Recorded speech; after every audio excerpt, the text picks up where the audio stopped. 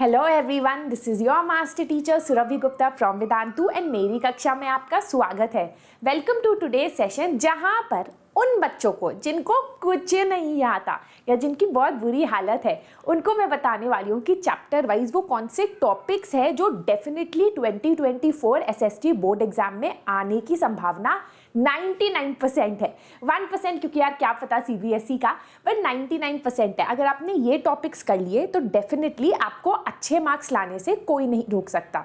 अगर आपने एसएसटी अच्छी तरीके से कर ली है तब भी ये वीडियो आपके लिए ज़रूरी है, क्योंकि ये टॉपिक्स आपको डेफिनेटली रिवाइज करके एग्जाम में जाना चाहिए। आई एम श्योर आप लोगों को पता है, मैं बता चुकी हूँ कि I have a viral throat infection, जिसके वजह से I am not allowed to speak. But फिर भी क्योंकि मैंने आपका हाथ थामा है from the start of the year, मैं अभी छोड़ना नहीं चाहती थी। हम ऐसे ही धीरे धीरे बोलते हुए सेशंस लेंगे जितना हम ले सकते हैं, ठीक है? तो चलो, let us begin. Do not forget to give a thumbs up to this video, subscribe to the channel if you do not want to miss on any important videos जो इस 4 दिन में आने वाली है।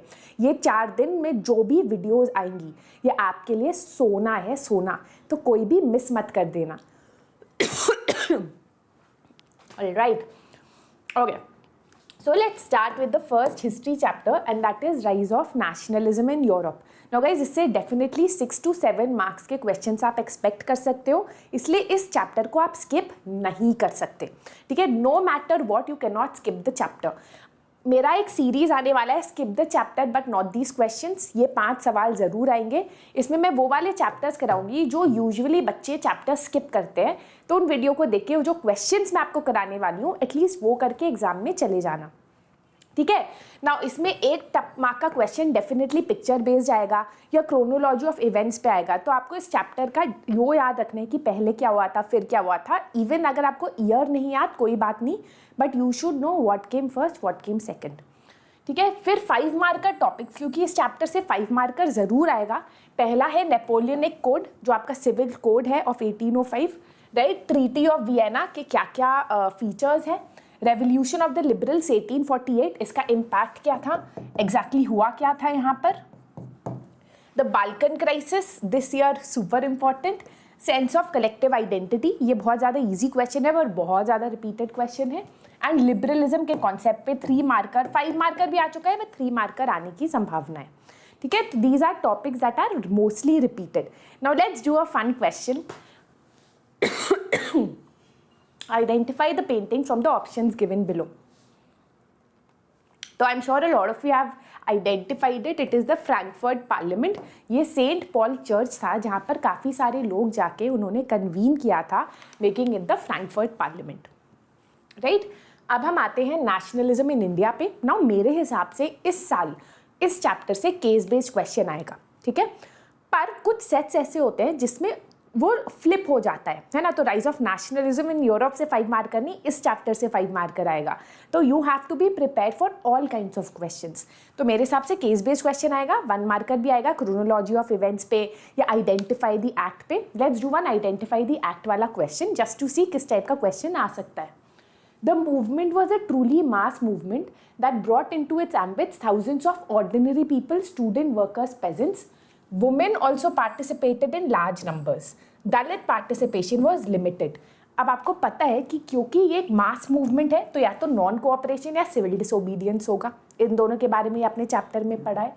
पर वुमेन ने पार्टिसिपेट काफ़ी ज़्यादा में किया, काफ़ी ज़्यादा संख्या में किया, तो नॉन कोऑपरेशन तो नहीं होगा, डेफिनेटली सिविल डिसोबीडियंस मूवमेंट होगा, राइट? चलो अब let's talk about, as I told you, case based question का अलग एक सेशन होगा, उसमें हम प्रैक्टिस कर लेंगे केस बेस्ड क्वेश्चन। लेकिन क्वेश्चंस कैसे आ सकते हैं? 2 से 5 मार्कर के सेम टाइप ऑफ क्वेश्चंस आने की संभावना है। पहला है कि खिलाफत इशू कैसे एक अम्ब्रेला मूवमेंट बना that brought Hindus and Muslims together against the British. तो इसमें आप पूरी कहानी लिखोगे कि गांधी जी को ऐसा क्यों लगा, क्या एग्जैक्टली उनका एम था, है ना? दूसरा, फर्स्ट वर्ल्ड वॉर का सोशल एंड पोलिटिकल सिचुएशन पे क्या इम्पैक्ट था। एंड तीसरा, सिविल डिसोबीडियंस मूवमेंट, सॉल्ट एक कैसा एक इंपॉर्टेंट सिंबल था, एंड सिविल डिसोबीडियंस मूवमेंट का impact on the business class. ये बहुत ज़्यादा रिपीटेड है, तो ये डेफिनेटली करके जाना, ठीक है? चलो let's move on to the next chapter, print culture and the modern world. अब आप कहोगे मैम मेकिंग ऑफ द जो आपका making of the global world है वो कहाँ है? कुछ चैप्टर्स ऐसे हैं जो आप स्किप कर सकते हो, वो मैंने एंड में रखे हैं, ठीक है। अभी I am saying what are the chapters you can not skip and what are the topics you can not skip, right. तो print culture in the modern world में इस साल डेफिनेटली 1 मार्कर आएगा, स्टेटमेंट बेस्ड क्वेश्चन, तो chapter ठीक से पढ़ के जाना है।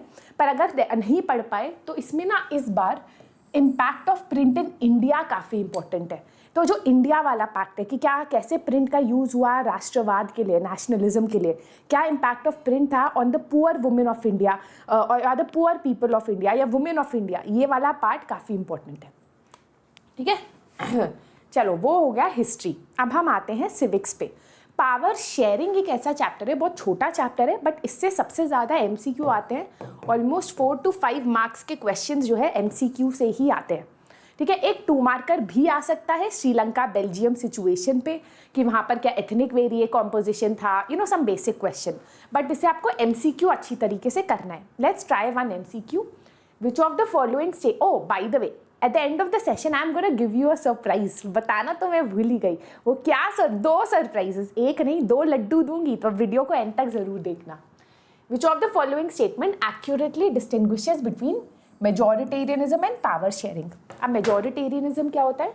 मेजॉरिटेरियनिज्म वो फीलिंग होती है जो मेजॉरिटी कम्युनिटी में होती है कि क्योंकि हम मेजॉरिटी है therefore we have the right to rule over a country, therefore हम माइनॉरिटी के वॉइस को दबा सकते हैं। और पावर शेयरिंग क्या होता है? पावर शेयरिंग ये नहीं बोलता, पावर शेयरिंग कहता है हम शेयर करेंगे पावर, हम अच्छे बच्चे हैं, है ना। तो majoritarianism emphasizes the dominance of the majority community while power sharing emphasizes sharing of power among different groups। Option A he answer है, ठीक है। वीडियो को थम्स अप, चैनल को सब्सक्राइब करना मत भूलना। Let's talk about federalism. ना federalism से मैं आपको अभी बता रही हूँ, एक 2 मार्कर आएगा और एक 3 मार्कर आएगा। 5 मार्कर भी आ सकता है, बट मुझे लगता है कि 5 मार्क्स के क्वेश्चंस, प्रॉपर क्वेश्चंस तो आएंगे ही आएंगे, है ना। वो क्या हो सकता है? यूनिटरी वर्सेस फेडरल गवर्नमेंट का डिफरेंस करके जाना as a 2 marker. Coming together versus holding together federation का डिफरेंस। जो आपके लेजिस्लेटिव लिस्ट्स है, union, concurrent, state list, residual list, इसको अच्छी तरीके से करके जाना। याद रखना कि कॉम्पिटेंसी टाइप क्वेश्चन भी यहाँ से बन सकता है, तो अपना कॉन्सेप्ट क्लियर रखना। And reason why India is a federal country या what makes India's federalism successful, इस टाइप के क्वेश्चंस इस बार आने की संभावना ज़्यादा है, ठीक है। ओ जेंडर, रिलीजन, कास्ट का क्वेश्चन यहाँ क्या कर रहा है, बट चलो कर लेते हैं। आई एम श्योर ये आपने बहुत बार कर रखा होगा। औरत सारा काम कर रही है, बच्चा संभाल रही है, ऊपर अपना मटका रखी हुई है और आदमी कह रहा है oh she doesn't work, she is a housewife. What does this show? Sexual division of labour in India. हाँ, natural and unchangeable gender division नहीं, जेंडर डिविजन नेचुरल अनचेंजेबल नहीं होता, ये सोसाइटल होता है, राइट। चलो, political parties, again another chapter you can not skip, चाहे कुछ हो जाए इस चैप्टर को आप स्किप नहीं कर सकते।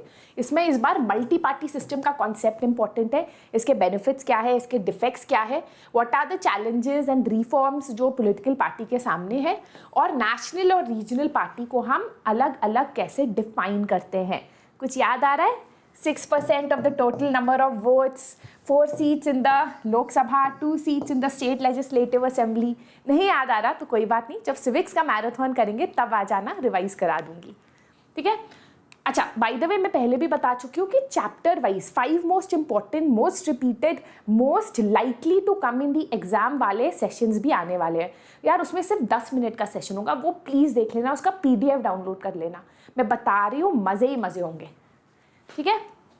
चलो, outcomes of democracy. Now last year इससे 5 मार्कर क्वेश्चंस आए थे, लेकिन this year I don't think you will get a 5 marker question. I think you will get a 2 और अ 1 और अ 3 marker question. Why do I से दिस? क्योंकि अगर हम आपके सारे सैम्पल पेपर्स को एनालाइज करें, है ना, 3 सैम्पल पेपर्स CBSE ने इस बार निकाले हैं, तो तीनों को एनालाइज करें तो कहीं भी 5 मार्कर क्वेश्चन नहीं है। और हमेशा अगर आप देखो बोर्ड एग्जाम का जो पेपर होता है that is very similar marking wise to your sample paper, right. तो इसलिए मुझे ऐसा लगता है, लेकिन अगर आया, ठीक है, तो किस टाइप का क्वेश्चन आ सकता है? बहुत ही डायरेक्ट क्वेश्चंस आते हैं इससे कि डेमोक्रेसी एक लेजिटिमेट अकाउंटेबल सरकार कैसे बनाती है, डेमोक्रेसी सोशल डाइवर्सिटी को कैसे प्रोटेक्ट करती है, डेमोक्रेसी कैसे प्रमोट करती है dignity of individuals, right. So all of these questions we will do in the civics marathon, so don't worry. Let's do one MCQ। if a government provides its citizens the right and means to examine the process of the decision, what is it called? अब ये last year exam में आया था, last year, जिसमें कुछ बच्चे कह रहे थे कि मैम मार्किंग स्कीम में अकाउंटेबल लिखा है, बट यार देखो we will go by what is right and what is factual, है ना। तो यहाँ पर अगर सरकार सिटीजन्स को बोल रहा है कि आप जो हो जैसे राइट टू इन्फॉर्मेशन से पता लगा सकते हो कि कोई डिसीजन कैसे बना है, तो that is a transparent government and that is the answer, है ना। अब 2 + 2 4 है। अब CBSE मार्किंग स्कीम ने 6 लिखा है तो आप मान थोड़ी ना लोगे, CBSE भगवान नहीं है, सॉरी CBSE, ठीक है। The answer is transparent government, stick to what is the fact, ठीक है। चलो अब हम ज्योग्राफी की बात करें। पहला chapter resource and development. This chapter is one of those chapters जिससे या तो सिर्फ 2 मार्क के क्वेश्चन आते हैं, 1 मार्कर MCQ, या फिर 7 मार्क के क्वेश्चन आते हैं। तो इसको आप स्किप नहीं कर सकते because you never know with this chapter, ठीक है। तो इसमें जो है 5 मार्कर क्वेश्चंस कैसे आएंगे, पहला सबसे इंपॉर्टेंट जो पॉइंट है that is what are the measures to control soil and land degradation. ये वाला पार्ट बहुत इंपॉर्टेंट है। इसके 5 पॉइंट्स ना लिख के रखना, थोड़ा बड़ा करके कहानी टाइप लगा के लिख के रखना, क्योंकि इसमें प्रॉब्लम क्या होती है बच्चों को कि उनको आंसर के पॉइंट्स तो पता है लेकिन 5 मार्कर की तरह लिखना नहीं आता, तो थोड़ा लिख के उसको याद करके जाना, ठीक है। और सस्टेनेबल डेवलपमेंट पे एक रैंडम सा क्वेश्चन आ सकता है, जनरल क्वेश्चन। फिर हम आते हैं वाटर रिसोर्सेज पे। अगेन आई थिंक इस पे केस बेस्ड क्वेश्चन आएगा, ठीक है। मेरा बहुत बड़ा गट फीलिंग ये कहता है, तो इसको कॉन्सेप्चुअली समझ के जाना चैप्टर को। बाकी मैप क्वेश्चन तो आता ही आता है। Causes of water pollution, traditional methods of rain water harvesting, ये दोनों आप टॉपिक्स करके जा सकते हो, ठीक है। एग्रीकल्चर की बात करें तो इससे डेफिनेटली आपको 2 मार्कर 3 मार्कर क्वेश्चन आ सकता है, और पॉसिबिलिटी ज़्यादा है कि टाइप्स ऑफ फार्मिंग पे है, जो लास्ट ईयर भी आया था। इंटेंसिव सब्सिस्टेंस फार्मिंग के कैरेक्टरिस्टिक्स बताओ, कमर्शियल फार्मिंग के कैरेक्टरिस्टिक्स बताओ, राबी खारिफ सीजन में डिफरेंस क्या है एग्जैक्टली इस पे आ सकता है। और agricultural reforms is a super important part of the chapter.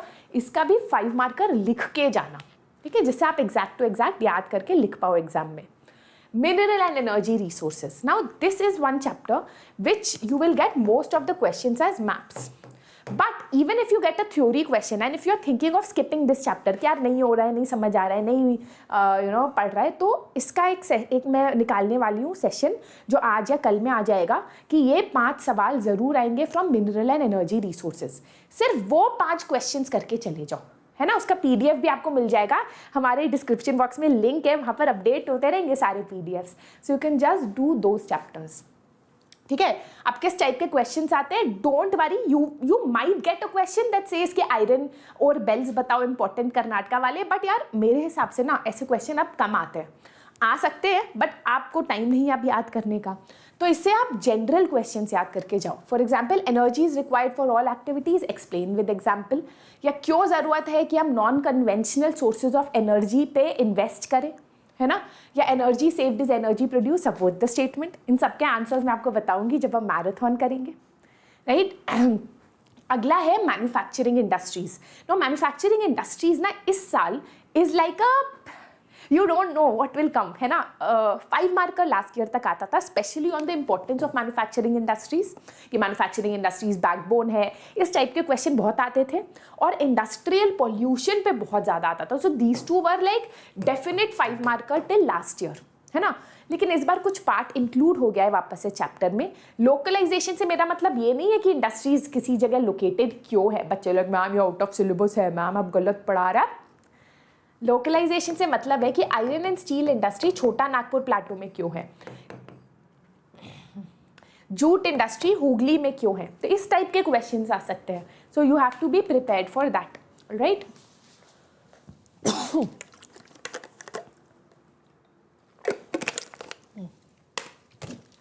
Right, चलो now let's come to economics. I have told you before that out of all the chapters that you have done till now, the most important part or segment of SST is economics.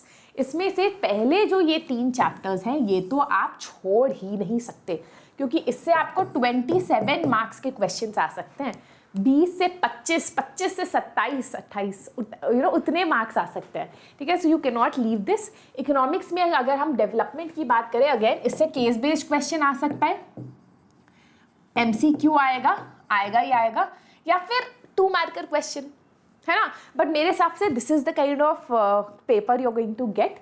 तो different people different goals, वो क्या होता है, कैसे जो है goals एक दूसरे के अगेंस्ट होते हैं, public facilities, sustainable development, these are important topics. वैसे ही सेक्टर्स ऑफ इंडियन इकोनॉमी की बात करो तो सबसे ज़्यादा इंपॉर्टेंट है, इससे आप 3 मार्कर भी एक्सेप्ट करो, 5 मार्कर भी एक्सपेक्ट करो, 1 मार्कर भी एक्सपेक्ट करो, right. So you can expect almost 10 marks के question from this chapter. What kind of questions? Definitely competency based questions, but बहुत डिफिकल्ट नहीं होंगे। ऑर्गेनाइज अनऑर्गेनाइज सेक्टर में डिफरेंस होता क्या है, why is tertiary sector getting important, why is it कि लोग जो है प्राइमरी और सेकेंडरी सेक्टर में इतने एम्प्लॉयड हैं बट टर्शियरी सेक्टर में नहीं है, ये शिफ्ट क्यों नहीं हो पाया, right. Creating employment in rural areas, last year भी आया था, इस साल भी आएगा। And how to protect workers in the unorganised sector. ठीक है, इस चैप्टर से ना थोड़ा अच्छी तरीके से हमें करके जाना है, क्योंकि इस चैप्टर से कॉम्पिटेंसी आएगा ही आएगा और थोड़ा ट्विस्ट करके क्वेश्चन आ सकता है। So all your point should be clear in your head, ठीक है। बट बहुत स्कोरिंग है, बहुत आसान है। अगला है money and credit. Money and credit से 5 मार्कर आता ही आता है, डेफिनेट। बल्कि मैं कहूँगी कि इससे 2-3 मार्कर क्वेश्चंस आ सकते हैं और 1 मार्कर, इस टाइप का, है ना। पर यहाँ से 5 मार्कर आएगा ही आएगा। तो इसमें जो है सेल्फ हेल्प ग्रुप का concept, positive and negative aspect of credit, this is very important, क्योंकि इसमें बहुत सारे क्वेश्चंस बन सकते हैं कि क्रेडिट जो है किसी भी पर्सन को पेनफुल सिचुएशन में धकेल सकता है। अगर किसी इंसान ने मनी लेंडर से वो लिया तो उसकी क्या सिचुएशन होगी, थोड़ा ट्विस्ट करके। कैसे क्रेडिट, अगर क्रेडिट होगा ही नहीं दुनिया में तो how will it affect our economy, you know. Question थोड़ा घुमा फिरा के आ सकता है, लेकिन क्रेडिट पे क्वेश्चन डेफिनेटली आएगा। एंड रोल ऑफ बैंक या आरबीआई, इसके 5 पॉइंट्स रटे हुए हैं, याद करने हैं, ठीक है। So guys, these are your important chapters that you can not skip, that you should not skip, है ना। Mineral and energy resources is like, वही 5 क्वेश्चंस कर लोगे जो मैं आपको दूंगी तो हो जाएगा। Now can you skip chapters? I have told you before कि अगर आपका सिलेबस 90% हो गया है तो 10% जो एक्स्ट्रा बचा है वो भी कर लो मेरे साथ साथ। लेकिन अगर सिलेबस लाइक बहुत ज़्यादा कम हुआ है तो you can skip these chapters, but try to do the topics that I tell you, है ना। ये टॉपिक्स का अलग एक सेशन आएगा 5-10 मिनट का। Making of the global world की अगर हम बात करें तो बच्चों इसमें सिर्फ 3 ही सब टॉपिक्स है और तीनों के क्वेश्चंस डिफाइंड है और यही क्वेश्चन एग्जाम में आएगा, ठीक है। कैसे सिल्क रूट एक अच्छा एग्जाम्पल है for pre modern state and cultural links between different parts of the world. Diseases पे कि कैसे डिजीजेस एक पावरफुल वेपन है, यू नो या फिर कैसे global transfer of disease in the pre modern world help in the colonisation of Americans. Food की बात करें